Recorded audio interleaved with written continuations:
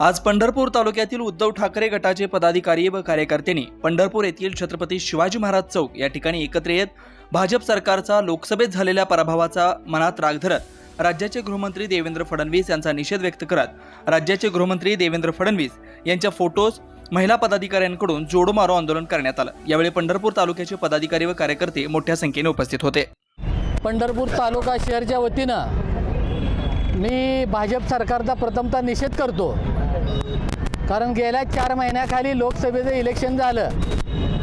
या महाराष्ट्रातील जनतेनं भाजपला महाराष्ट्रातून भुईसपाट करण्याचं काम केलं। याचा राग मनात धरून देवेंद्र फडणवीस यांनी विरोधकाच्या काही लोकांना ईडीची भीती दाखवून उद्धव साहेब आदित्य साहेबांचं नाव घ्या आणि त्यांना ह्या केसमध्ये गुंतवा अशा पद्धतीने जे राजकारण चालू केलेलं आहे त्याचा मी प्रथम निषेध करतो।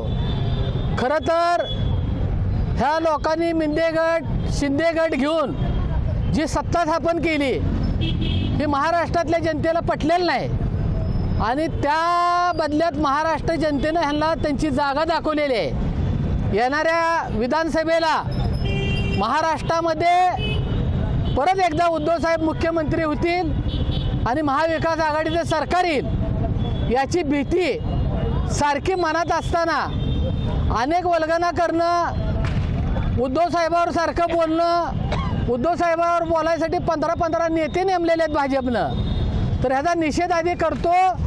आणि हे सरकार आता 3 महिने राहिलेलं आहे। यानंतर उद्धव साहेब महाविकास आघाडीचे मुख्यमंत्री झाल्यावर या भाजपच्या गृहमंत्र्याला आत टाकल्याशिवाय आम्ही स्वस्थ बसणार नाही। जय हिंद, जय महाराष्ट्र। लोकसभा मिळत आहे त्या अनुषंगाने लोकसभेला तुम्हाला पाठिंबा मिळणार आहे, त्याच्या अनुषंगाने विधानसभेला काय परिस्थिती मिळेल? जे लोकसभेला वातावरण होतं ते वातावरण अजून आहे आणि जनतेला कळलेलं आहे की सरकार फसवं आहे। त्यांनी स्वतः एकही जागा निवडून आत्तापर्यंत आणलेली नाही।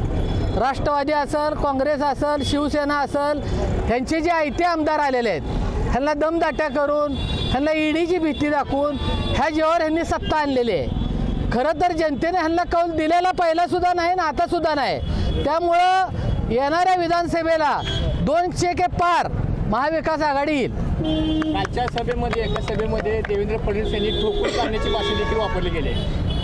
ठोकून काढण्याची भाषा शिवसेनेची ही भाजपची नाही। ही भाजपनं सेनेत राहून आपलं ते चिलाट कसं असतं, पुढं ते बैलगाडी पुढं बैल कसं, बैलाय पुढं कसं माणूस असतो तसा त्यांचा प्रकार आहे। ती आव आणा लागलेत।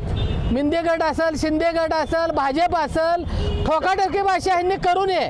ठोकाठोकी भाषा फक्त शिवसेनेला उद्धव बाळासाहेब ठाकरेलाच जमते, ही बाकीच्यांना जमणार नाही आणि त्यांनी ते प्रयत्न सुद्धा करू नये। सरकारकडून लाडकी कन्या बहीण योजना, लाडका भाऊ योजना ही देखील आता चालू केलेली आहे। ही फक्त फसवी योजना आहे। ही 3 महिने पैसे देणार आणि लोकाला एक प्रफुल्ल, आपण जसं आमिष दाखवतो तसे गाजर दाखवून की बाबा तुम्ही आम्हाला निवडून द्या, ह्याच्या पुढचा हप्ता आम्ही कंटिन्यू देऊ, हे नाही। सरकार ह्या हप्ता देऊच शकत नाही, एवढा पैसा सरकारकडे नाही आहे। ही कर्ज फेडायला सरकारकडे पैसा नाही आणि 1500 रुपये कसे देणार मला सांगा?